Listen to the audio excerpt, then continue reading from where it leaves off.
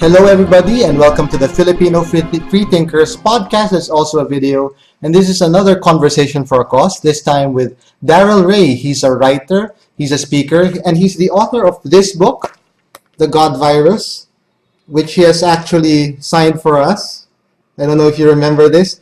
You also wrote another. Actually, do you remember it? Yeah. Great. And you also wrote another book, Sex and God, and that's what we'll talk about to begin with.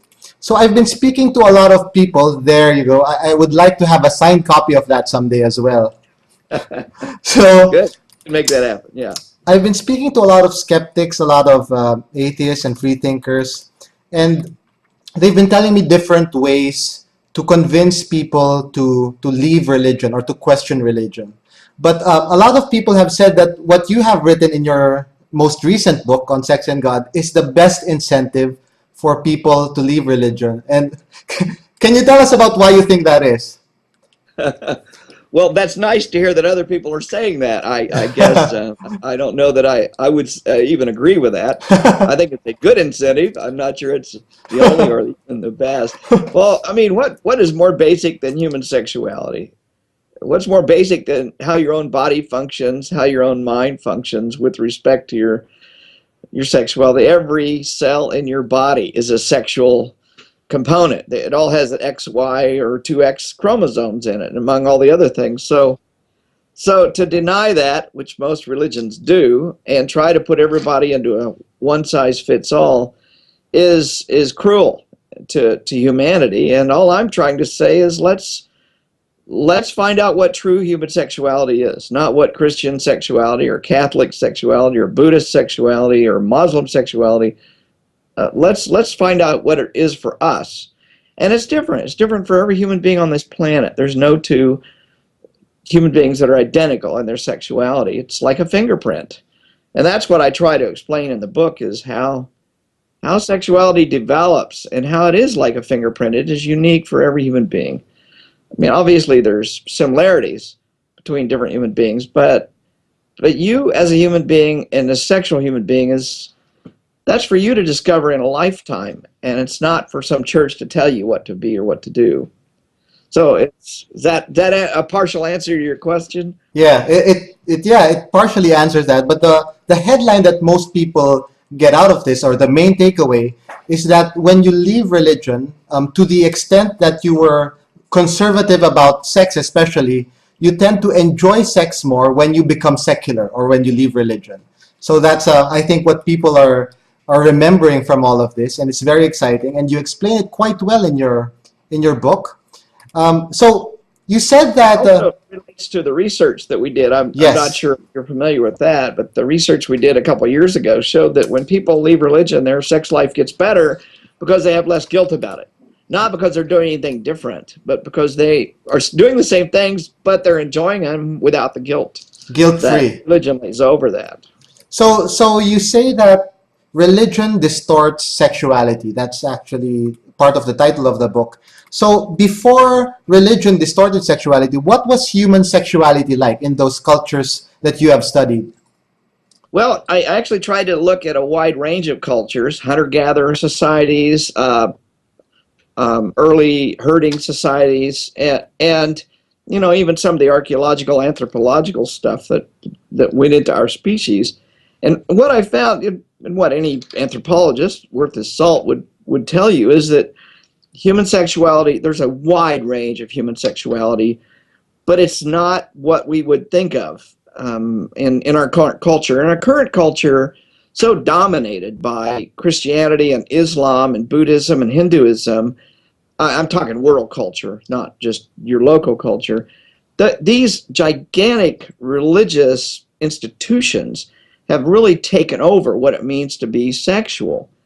But before those institutions existed 10,000 years ago, or 20 or 30,000 years ago, there was a wide range of sexuality. For example, in the Amazon, there are 40-some different cultures that believe in something called partible paternity. And most people have never heard the concept of partible paternity. Do you know what that is, Red? Have you heard of? I haven't actually, and I'd like to hear about it. Yeah. It's a fascinating concept. Imagine that you were a primitive scientist in the Amazon, and you're observing your natural world around you, and you notice that a female dog mates with several male dogs in order to have a litter, or a female topiary mammal meets with several males in order to have a litter. You might conclude from your primitive scientific observations that it takes many males to create a healthy baby. So if you transfer that to humans, these 40-some cultures in the Amazon have a belief that it takes many men to make one healthy baby. Therefore, women mate with 2, 3, or 4 men to get a healthy baby. And if you can only find one man to mate with, you're in grave danger of having a diseased or unhealthy baby. Now, that is just coming from primitive scientific observation. And if you don't know anything about genetics, you don't know anything about mating patterns or anything, it's not an unreasonable belief. Well, imagine if today we know there's 40-some cultures in the Amazon that believe that. What did cultures believe 10,000 years ago before Christianity, Catholicism, Buddhism, Hinduism all came along? And there's lots of evidence. For example, the Na culture in China is a culture that has no word for father and no word for husband, because there is no marriage in this culture. And they don't really care who the father is, because girls are in charge of their own sexuality. Well, that's pretty radically different than a Buddhist notion of sexuality or a Muslim notion of sexuality, where you have to know the father. And a woman who doesn't know the father of her child must be some horrible person. Well, no, this really disputes that. There are lots of cultures before Christianity and Islam came along that women had a different role, and they had more control over their sexuality. A hunter-gatherer society, the Hadza in Africa, the woman is in charge of the sexual relationships, period. There's no patriarchy there. So we can even see today, the Hadza still follow that model. If a woman likes a man, she invites him to move in for 3 or 4 or 5 years. And then when she's tired of him, she kicks him out, finds another man. So a woman might have a half a dozen significant sexual relationships throughout her lifetime. And she's the one in charge of that. Well, that's quite the opposite of patriarchal approach that Christianity, Islam, and Hinduism have, and even Buddhism. Don't let anybody say Buddhism isn't a very misogynistic religion. It's very misogynistic. And, you know, the Dalai Lama himself condemns homosexuality and condemns any kind of non-vaginal sex. So, even condemns masturbation. So, what does the Dalai Lama know about diddly squat? I'm not a fan of Buddhist sexuality. Here in the United States, everybody tries to say, well, Buddhism is sex friendly. Yeah, maybe in California, but nowhere else on the planet. So here you are, you're telling us that many cultures have many different notions of sexuality. But the more common experience for people is that you have these conservatives telling you that there's only one traditional kind of marriage or one traditional kind of relationship. And that is, of course, the correct one. And these homosexuals, for example, are trying to destroy traditional marriage or threaten traditional marriage. Well, the things that you've studied and wrote about in your books clearly show that when you say traditional marriage, what tradition are you referring to? Right. What tradition? So what is the worst thing that religion has done to sexuality? What would you say is the worst way that religion has distorted sexuality? What happens is early on, religion starts teaching young children about their sexual lessons the young children get long before their rational, I call it the rational immune system, can evaluate the propositions that religion puts in front of it. And these are very deep and subconscious lessons that children get from their parents, from their priests, from their ministers, from people in their culture who are religious. I can give you a great example that happened to me. When I was 5 years old, I watched my grandmother changing the diapers of my baby brother, who probably wasn't more than 6 months old at the time. And when my baby brother reached down to touch himself, she slapped his hand away in a very violent manner.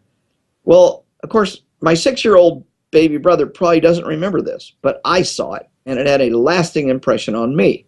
My grandmother was really, really sexually uptight and very, very religious. So there in itself is a sexual message to a 5-year-old child. But it's so primitive at that level. I couldn't evaluate that. I have strong memories of it, but I couldn't evaluate what was that all about. But it did put the fear of God in me about touching myself. So and that's what we see in almost all the patriarchal religions begin with a prohibition against masturbation.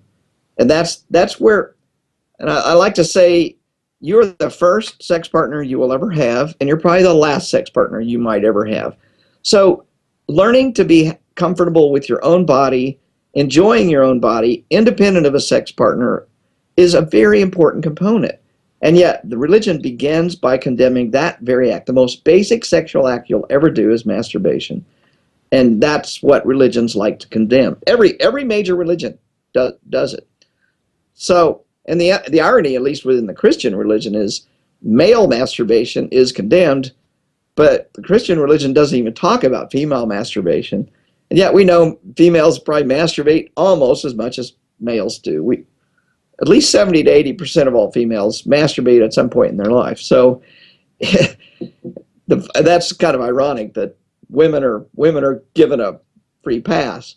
Until recently, I mean, the Mormons have started cautioning girls against masturbation and masturbating in the last 20 years.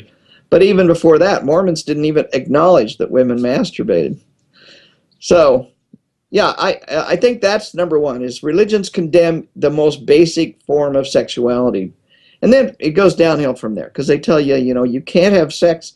When you do become sexual, you can't have sex before you get married, or you're going to hell. You can't have sex in the wrong way, or you're going to go to hell. You have to be careful how many partners you have. You can't have more than one partner. Many, not all, but many patriarchal religions are so-called monogamous. And that means, but they don't actually practice monogamy. They enforce it on people, but they don't actually practice it. I mean, I ask when I do my talks, I ask people, how many of you know someone who's monogamous? And almost everybody in the room will raise their hand. And then I ask one question: if it's not you, how would you know? And most of the hands go down at that point in time. Because very, very few Christians I know are truly monogamous. Now, monogamy, I define monogamy this way. There's a fish called the anglerfish, where the male is very tiny, the female is very large. And when it comes time to mate, the male embeds himself in the skin of the female and stays there for the rest of his life. That's monogamy. Jesus said monogamy is one sex partner for life. Both Jesus and Paul said if you get divorced, you shouldn't get remarried. Only if your spouse dies, and then you really shouldn't do it anyway. But that's the only exception to being remarried, able to get remarried within Christianity, is the death of the spouse. That is monogamy. How many people do you know have only had one sex partner their whole life? That just is almost unheard of, even within Christianity. And yet they talk about this ideal of monogamy. I'm not sure that it's not an ideal that should be a part of any culture, because as humans, we're not monogamous. There's almost no species on this planet that's truly monogamous, almost none. The gibbons of the higher apes may be the closest to monogamous, but even there, we've got genetic evidence that they're really not. So if no species, almost no mammalian species is monogamous, why are we trying to put this on humans? Because there's no evidence we're monogamous either. We may have a tendency towards exclusive relationships for a period of time. There's some evidence that people tend to be exclusive in relationships for like up to 4 or 5 years. But after 4 or 5 years, their eyes start wandering again. And so there's a lot of evidence that shows after 4 or 5 years, that's the highest divorce rate. After 4 or 5 years, that's when divorce peaks. People get divorced, they go out, they find another mate. Now they may stay with that mate for a long time again. And if you just look at the divorce rates, it's almost predictable. We don't like monogamy. We don't like being any more than we'd like to eat steak every day for the rest of our lives. Yeah, I like steak, but eating it for the rest of my life is not something I want to do. Do people want the same kind of sex for the rest of their life? And I'm not saying people can't stay married for a lifetime.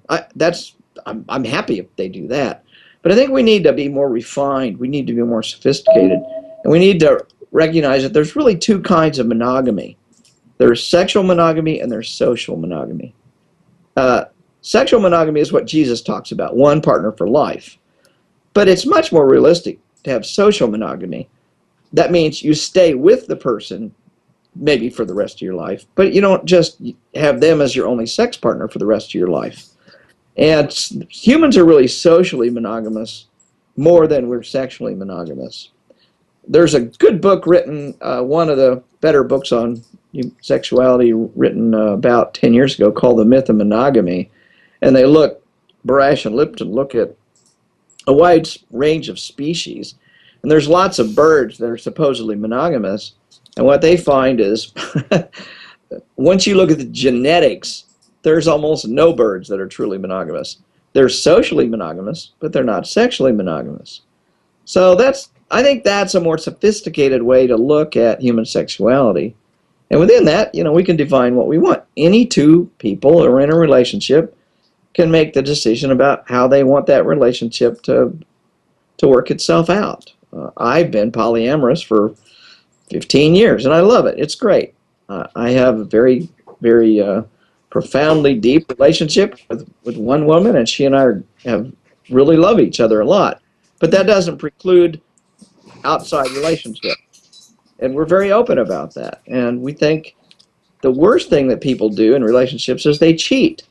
They act like human beings wanting more relationships, but they don't tell their partner. They don't negotiate. And that's the problem. Cheating is betraying a fundamental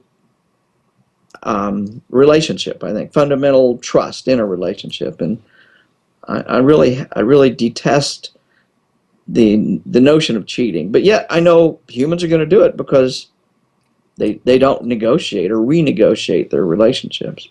Wow, I got off on a tangent there, Red. I don't know if that's where you wanted to go or not. No, that's very interesting. Certainly, polyamory is one controversial topic that we keep coming back to when we have discussions like this. And one of the things that people object to is that when you remove the taboo of sexuality, a lot of the spice that goes with it will also go away. Let's say, like people here in the Philippines, you don't even have to talk about masturbation.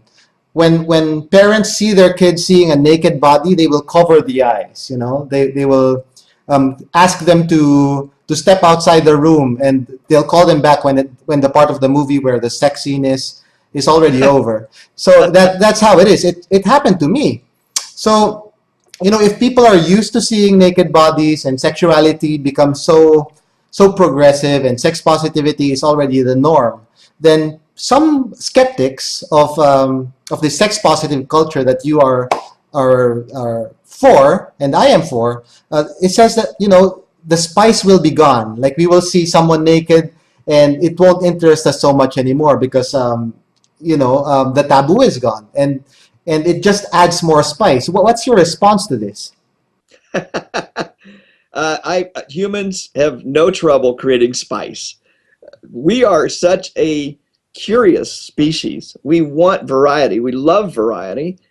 We love. That's partly why we have propagated over this entire planet. That's why we went out and explored. I mean, people risked life, risked everything to get in a boat and explore out into the Philippines. I mean, humans wouldn't be in the Philippines if somebody didn't take a huge life-threatening risk to get in a boat and cross the straits down there. So we just love variety. We love exploring. And there's no amount of taboos that are going to stop us from doing it. And taking the taboos off are still not going to stop us either. We'll just find new and different ways to do it. Our brains are wired for curiosity. And every culture seems to have its own taboos around sexuality. I'll grant you that. but every culture has a different set of taboos. For example, breasts have been fetishized in the United States.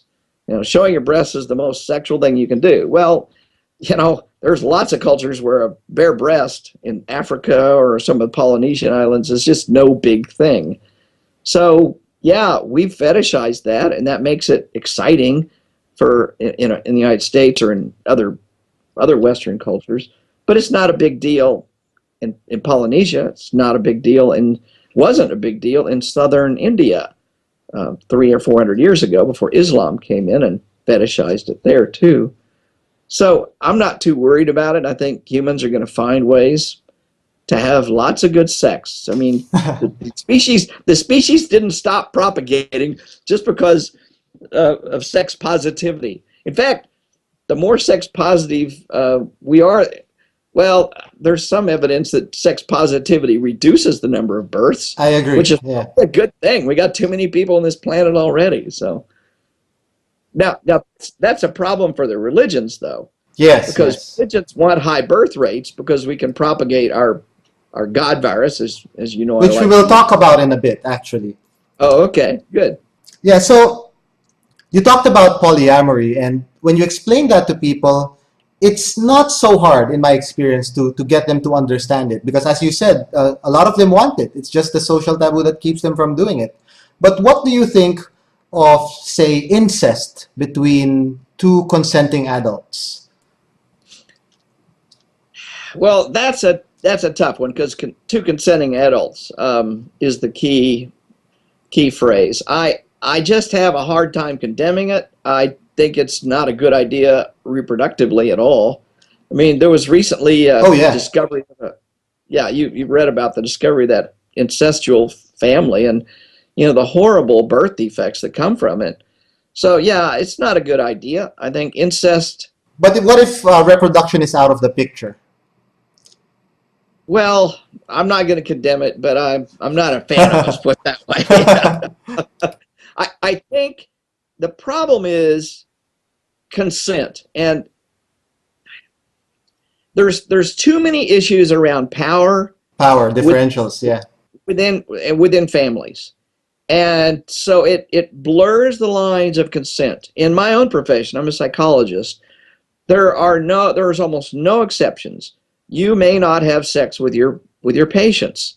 In the medical profession, there's the same taboo, and it's a law, it's legal, at least in the United States. Doctors do not have sex with their patients because of the power differential. Whether there's consent or not is irrelevant. It's the power differential that's the problem. And you see the same thing in families. So yeah, there might be consent between one part of the family and another, ostensibly consent, but how do you measure the power, the coerciveness? For example, let's say that, there's a father wants to have sex with his daughter. Well, and she's 18. Well, legally, that looks like that's consensual. But the father has the resources in the family. The father has your inheritance will come to you if you obey me. Well, that's a power play, and that's very difficult. I think that's why it's important for us to keep some boundaries around incestual relationships. Not because two people couldn't do it. I mean, ideally, I guess they could, but it's the power differential is the problem. And I don't know how you get rid of that. Even if it's just an older brother and younger sister, or older sister and younger brother, there's still potential coerciveness there. But I like how you didn't condemn it outright or promote it outright. There's some discussion that has to go on. Like, it's not a set rule or a set law, like compared Absolutely. to. But religion still has an influence, and you have written about this in your book, and it's one of the interesting points that I took from it, that religious taboos still affect the sexuality of secular people even when they leave religion. Can you explain to us how this can happen? Oh yeah, within our culture, we're surrounded by religious ideas about sexuality. For example, the whole notion of ownership. Within Islam, Hinduism, Christianity, there's this notion that we own each other in a close relationship, and you hear it in pop music. You're mine forever. You belong to me, or I belong to you. Just listen to the radio and you'll hear religious concepts that are actually working themselves into pop culture. I mean, it is a religious concept that goes back 3,000, 4,000 years in some cultures. Well, at least close to 2,000 to 3,000 years, maybe not 4,000, but especially in the Western cultures, we see this idea that the father owns the wife, and the father owns the progeny from that wife. Now, you may be in a polygamous relationship, like Islam allows up to 4 wives, or same thing in Hinduism, and at one point in time in Judaism too. So you could have 3 wives, but the man owns all 3 of those wives. He owns their sexuality, and that is expressed in the fact that the female must be a virgin before she marries. Well, there's lots of ideas around virginity in our culture as well, and that's a religious concept. Virginity is a religious concept. It is not a secular concept. So in the United States, we have this notion of abstinence only, and the government actually funds some training in schools to teach abstinence only in schools. Well, what they're doing is they're taking a religious concept around virginity and no sex before marriage and taking it into schools. That's religion impacting our secular culture. And we see lots of those kinds of things. You don't listen to that music on the radio and say, oh yeah, that's a religious idea about like a virgin. when was it Madonna saying like a virgin? You know, that she's really talking about a religious idea. But you don't think about that. How religion has just infiltrated all sorts of aspects of our culture. So not only does the man own the women, his wives, but now he owns the daughters. And he must protect the daughter's virginity until she gets married. I mean, you've got this concept throughout Catholicism in the Philippines. You've got it all over anywhere where Catholicism is, and actually wherever Protestantism is as well. So we get this ownership issue, ownership idea. How does one human being own another human being? That just goes against every secular notion. We got rid of slavery, at least in the United States 150 years ago. Men don't own women, and men don't own daughters or sons. And we need to get those ideas out of our culture. We need to start talking in terms of the freedom of expression, the ownership of our own bodies. A woman owns her own body, a man owns his own body. And when you have ownership mentalities, then you have a rape culture. And we've seen this in India. You know, India is just, I think on can't remember the survey, but out of all the countries in the world, India is like 154th most terrible place for women. I mean, on women's rights, even though it has a constitution, has a supposed secular culture in India, it doesn't. And women are tremendously oppressed in India. And we've seen all these incredibly cruel, brutal rapes that have happened recently in India. Well, that's a direct result of the ownership mentality that men own women. Women must respond to men. Women must not be out on their own, for example. Women must dress in a certain way, or they're inviting rape. You know, I have words for that. You probably don't want me to say it online, but that is a very screwed up approach to human sexuality. And I agree. I think it was Christopher Hitchens who said, religion poisons everything. It has certainly poisoned sexuality. And he said that empowering women is the solution to, poverty. And you have said that sex education, not abstinence-only education, but sex education that includes the modern methods, is one of the ways that you can fight this virus from spreading. And now we're going to talk about the ideas in your first book on this topic, because you have other books on leadership and organizational development.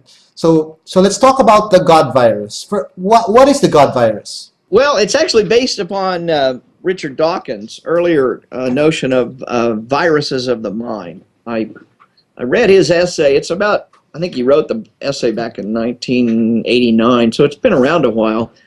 But as I read Dawkins, I realized that Dawkins is a biologist. I've read Daniel Dennett, whom you had on recently, I noticed. And, you know, his Breaking the Spell goes over some of the same territory that religions are propagated much like a virus. Well, ideas are, of course. And but none of these people, whether it's Hitchens or Harris or Dennett or Dawkins, none of them are psychologists. They're philosophers. There's neuropsychologists. They're you know, evolutionary biologists and a philosopher. But so I saw a real area that needed to be explored, and that was, what's the psychology of religion from the perspective that Dawkins was talking about as a virus. And that's what led me to write The God Virus. And quite surprisingly, I was blown away by how popular the book became. And it still sells an amazing number of copies every year. But I think it filled a niche to explain religion. It taught people how religion goes from one mind to the next, much like a cold virus goes from one body to the next. And I used that epidemiological metaphor. You know, when you get out in public and somebody sneezes, because they have a flu or they have a cold, they have been taken over by that virus. A cold virus takes over your neurological system and makes you sneeze. You don't voluntarily sneeze. You know, I think I'm going to sneeze today 10 times. You don't wake up in the morning and say, I'm going to sneeze today 10 times. The virus in your nose wakes up and says, let's make this guy sneeze. You don't sneeze at nighttime usually, not nearly as much as you do during the day, because it doesn't do the virus any good. You wake up, you get out in the middle of people, then you start sneezing, because that's the way the virus goes from my nose to your nose. Well, when the Jehovah's Witnesses or the Mormons or the Baptists come and knock on your door and say, we have a message of salvation for you, they're sneezing on you. They're trying to spread their God virus into your brain. And what I was studying was, how does religion propagate? And it propagates just like that cold virus we talked about earlier.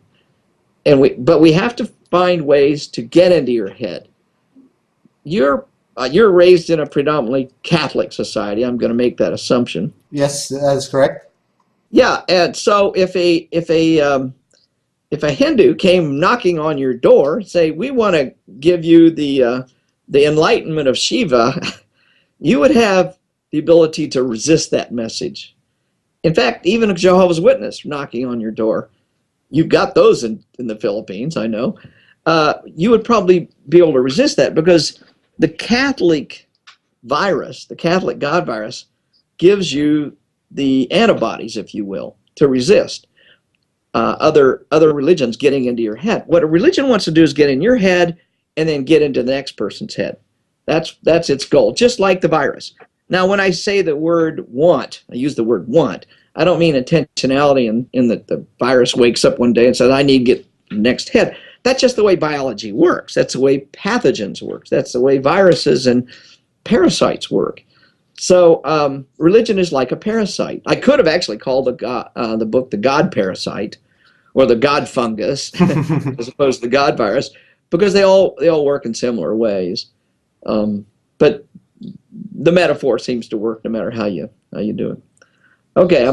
So what is like you already mentioned, one way that the virus provides you with antibodies for other similar viruses that would take its place. And I think this has to do also with the guilt cycle that you have also explained in your books. So what is the guilt cycle? How does it work? And how does it keep the virus alive? I think I'm glad you asked that question, because I think it's one of the key components, key concepts in my book, The God Virus. And it's the one area that I didn't see explored in any of the other books by Hitchens, Harris, Dawkins, or Dennett. And that is how a religion uses your emotional fears, your emotional components against you, if you will. Religion, you are not born guilty. You're born kind of with the capacity to learn from your culture what is right and what is wrong within your particular culture. So your culture teaches you. Let's take for example the Hawaiian culture. Before the Western contact with Hawaii, there were strong taboos against eating certain foods. Men could eat these foods, women couldn't. Women could eat these foods and men couldn't. Children could not eat these foods. Only royalty could eat certain foods. So there was a wide range of food taboos, and you could literally get your head cut off for eating the wrong food in Hawaii. At the same time, they didn't really care who had sex with whom. There were not taboos around sex, or very, very minor taboos around sex. The main taboos that happened in sexuality were in sex with royalty. Royalty could only have sex with certain people. So you can see that within Hawaiian culture, there was tremendous guilt around eating certain foods. You just wouldn't do it. So every culture is teaching you what you can be guilty of or should be guilty of, and then ignoring other areas. Well, religion comes along and says, we can use that. We can teach you what to be guilty of. In other words, we're going to give you the disease. We're going to give you the disease of, say, feeling guilty about masturbating or feeling guilty about having premarital sex. And then you have to come back to the church in order to get forgiveness for that sin. And sin is just a word for the guilt you were taught in a religion. Because the sin in one religion isn't a sin in another religion. It's not a sin to have 3 or 4 wives in Hinduism or Islam, but it would be a sin in Christianity. So you can see, you learn different sins, and that sin makes you come back. Give you a way to understand this. Have you ever heard of a Catholic confessing his sins to a Muslim imam? No. Have you ever heard of a Muslim confessing their sins to a Buddhist priest? No. No. Yeah. It doesn't happen, does it? People go, the only way you can get rid of the guilt about your sinfulness is the place you learned the guilt in the first place. So religion gives you the disease, then it gives you a fake cure for that disease. Catholics have to go back to the Catholic Church and go to confession in order to get forgiveness. Baptists have to read their Bible and pray and go to Sunday school and go to church and sing hymns to get rid of their guilt around the sins they've committed. And every religion has its own way of getting rid of the guilt. But remember, they taught the guilt in the first place. So that's what the guilt cycle is. It's a cycle that brings you back to the religion where you learn the guilt in the first place. And what I want to do as a psychologist and as a writer in this area is I want to break that cycle. There's no reason for us to be guilty there's absolutely no social or biological reason for us to be guilty about having sex before marriage, having multiple partners, having masturbated. There's no reason to be guilty if you don't even want to have sex, if you're asexual, or if you're bisexual, or you're homosexual. Those are all religious ideas. And we don't think of those. I mean, homophobia is a religiously based idea. What we're seeing, for example, right now in Russia with Putin virtually trying to outlaw homosexuality and all that's coming out of that's coming straight from the Russian Orthodox Church. And the Russian Orthodox Church is pushing that agenda big time. It's a religious agenda. Does that answer your question about guilt? Absolutely. Yeah, you explained it quite well. And you also said that you want to break the cycle. You want to cure the virus, or at least inoculate people from the virus. And it is certainly what you have done in your books, or started to do in your books, and more concretely in a foundation that you started, or an organization that you started, Recovering from Religion. You're the founder, you are the chairman.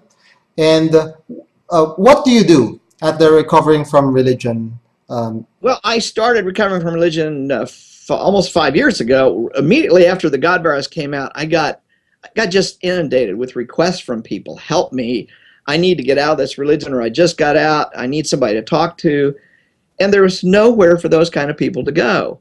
So I started Recovering from Religion and ran it for the first couple of years, and then I handed it off to our executive director, Sarah Moorhead's now our executive director out of Omaha, Nebraska. And she has grown it even bigger. what recovering from religion is just meetings about once a month.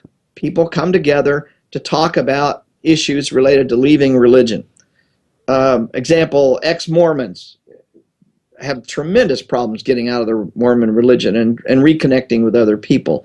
Or an ex-Baptist that left and now his wife won't sleep with him anymore. Or an ex, Seventh-day Adventist whose whole family disavowed them, but now they're trying to raise their kids secular. I had one guy say, man, my twin daughters are 10 years old and I raised them as Christians and now I'm an atheist. What do I do? Well, that's the kind of stuff we talk about in recovering from religion. And people come once a month. They can come as often as they want, or just come to 1 or 2 meetings. We don't care. We're just there to give them a safe place to talk about these issues. The beauty of it is when you walk into a meeting and you see an ex-Mormon, an ex-Baptist, an ex-Catholic, maybe an ex-Muslim, an ex-Mooney, you see all these different religions and they all talk about how they were brainwashed and indoctrinated. Pretty soon you realize they're all the same. It doesn't matter whether you're Baptist or a Mormon. You still got the same kind of guilt messages from that unique perspective, of course, Mormon or Baptist or Buddhist or whatever. And the light dawns. I can just see the light come on in people's heads and say, wow, you're a Catholic and you have the same problems I have, and I'm a ex-Baptist kind of thing. So right now, I don't know how many meetings we got. It's hard to keep track, but well over 150 meetings all across the United States. But we've recently added a lot of meetings, and we've now got 4 or 5 in Australia. We've got several in the United Kingdom. We've got a bunch up in Canada. And we've got some underground meetings in India, in Pakistan. Of course, those have to be quiet because it's dangerous to be leaving a religion in some of these areas.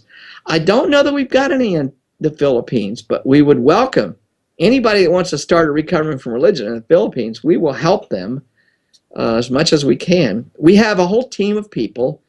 It's about a half a dozen people that assist in starting meetings and in supporting those meetings. We've got all sorts of materials, and we're starting online Skype sessions like this with the people can tune into from throughout the world and talk about how to run a meeting, how to sustain a meeting, how to market and get the word out.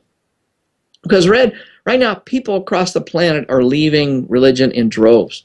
Millions of people are leaving religion, and there's nowhere for them to land and safely talk about their experience and kind of get a new footing, get a new understanding. One of the first questions we get when people walk into the room after their first meeting is, give me a list of books to read. What should I be reading on this? And it's like they're desperate. We need more information. And they come to our meetings, and we give them a reading list. I mean, we tell them, here's some good books to read. Obviously, The God Virus is one of the top books we recommend, but there's other books we recommend too. And Seth Andrews' new book about coming out, he was a Thinking Atheist. The Thinking Atheist. Yeah, Seth's got a great book out, and we recommend his book. We recommend Dan Barker's book. Godless. Yeah. So I mean, it's a work of love. Not one of us gets paid a dime. We do try to raise funds for it, but it's always on a shoestring, if you will. But yeah, if you've got any of your listeners want to talk about starting a Recovering from Religion group, they can just email Sarah at recoveringfromreligion.org, Sarah at recoveringfromreligion.org, and she'll be able to connect you up and help you get started. Or one of our team members will. That's great. Anyone of you who would like to start something like this, you're certainly welcome to contact Sarah. You will be glad to hear that we have been doing this to a certain extent. It hasn't been the focus of our discussions. We discuss other things, but if someone goes there and wants to talk about their leaving religion, we certainly welcome that. We've just been hesitant to focus on this because few of us are qualified psychologists, and especially for the hotline project that you guys have, where people call in and maybe some of them have like very intense depression or even suicidal thoughts. We don't know how to handle things like that. And you shouldn't be. Yeah. That's dangerous, right? So that is why, yeah, something like recovering from religion is certainly something that should be done even here in the Philippines. What we noticed, and part of the reason I started our Recovering from Religion, was people go to a free thought group or an atheist group or something like that, but those people have already been there and done that. They don't want to Yeah. talk about recovering from religion. So even though your intentions are good, the free thought group or the atheist or agnostic group's intentions are good, they don't want to have their meeting taken over by people talking about leaving religion every time. So that's why we said, let's set this aside and just do recovering from religion. What happens, though, is people come to recovering from religion this week, and one of the second questions after they ask, what books should I read, they ask, what other groups are there? And that's when they move into your group. It's actually a great way to get people. It's a safe stepping stone from this side of the river to this side of the river, if you will. So that's why we really encourage groups like yours to start an RR group on the side, so people can come to that, and then they'll move into your group. I'm sorry, did you? No, I'm certainly interested in starting an RR as something that we also do because of the alliteration, and we love alliteration at FF. So RR would be a nice thing to. You know what a AA is, right? Yeah. I noticed that you can. Yeah, well, in RR we noticed that you only need 10 steps if you take God out of it. I see. It's a bad joke. AA has 12 I know. steps. We only have 10 steps. Bad joke. So you mentioned that when people go to you, like one of the first few things that they ask is, what can I read? What groups can I join? And it shows you that people have a need. You don't just take religion out. You have to supplement it with something. And if you remove religion, if you cure people of the virus, what do you replace it with? What do you tell these people who come to you? Well, I think that's a real important component, Red, and that's why I think we're seeing this this movement in the last year or so towards the atheist church. I don't know if you've seen that in London, in Los Angeles. I'm actually probably going to speak at the atheist church in San Francisco here in a couple months. Because we are social creatures. We want connection with other people around common values. And if you go to church, they're going to give you the social contact you need, but you have to sell your soul, almost figuratively and literally, in order to get that need met. So you go to a Baptist church, or you go to a Catholic church, they're not going to meet your social needs if you stand up and ask dumb questions like, you can't believe this wine, this is blood after it goes into this cup and I drink it. The Catholics don't like you asking those kinds of questions. And the Baptists don't like you asking dumb questions like, you can't believe people raised from the dead, do you? So you can't be open-minded, you can't ask tough questions inside of religion and get your social needs met, because they're going to kick you out. You're going to show up to Sunday school one day and they're not going to have enough chairs for you. And they're going to make it real clear you're not welcome because you asked the wrong questions when you come in here. So we have to provide that. And that's partly why we started RR, so that people could get some of those social needs met. But we're really not trying to do that permanently. We're trying to say, here's a temporary landing place. After you've got your feet back on the ground, then move over into Red's group, the Philippine Freethinkers. Or I live in Kansas. The Kansas Free Thought Society is one of our groups here. And that's really what we want to do. And we have groups that are meeting 3 and 4 times a week in the area that I live in. I think I counted the other day, in Kansas City area, you could go to a free thought meeting of some kind 20 days out of the month. That's great. Within driving distance. You could get a book club, you could be in a women's group, you can be in a Camp Quest children's group or a family group, free thought families. I mean, just all sorts. Or, we have 3 different kind of lecture meetings. One happens every Sunday at 11 o'clock. It's on a talk on evolution, or a talk on neurobiology, or a talk on the political structure and how it's being infected with religion. Needless to say, that's what I've talked about. So there's lots of activities here that are substituting for the church experience and the Sunday school experience. And that's what we hope to be doing. We thank everybody. You guys are doing it in the Philippines. And I've just been delighted to watch your growth and development, and all the people are starting to get involved. And outside of just the main cities, we're even seeing some growth in other areas too, I think. Am I correct? That is correct. That is correct. And Darrel, thank you so much for your time. Thank you so much for doing this interview. And I'll leave you the last word for any calls to action or any projects that you want to promote. Oh, well, thank you. Well, I'm working on a new project. It's probably not going to come out for a few months, but it's on the concept of male shame. We hear a lot about female shame. So, but I think male shame is kind of like the opposite side of the coin. And I'm just going to let your viewers think about that and watch for an article. I'm going to probably publish a couple articles coming out here soon on concept of male shame and how it interplays with religion, sexuality, and female shame. So, and other than that, I'd love your readers and viewers to get my books and read them. I think I've got something to challenge their brains and their thinking with. Thank you so much. And thank you, Ray. Talk to you next time, hopefully. All right. Happy to talk to you anytime. You just let me know.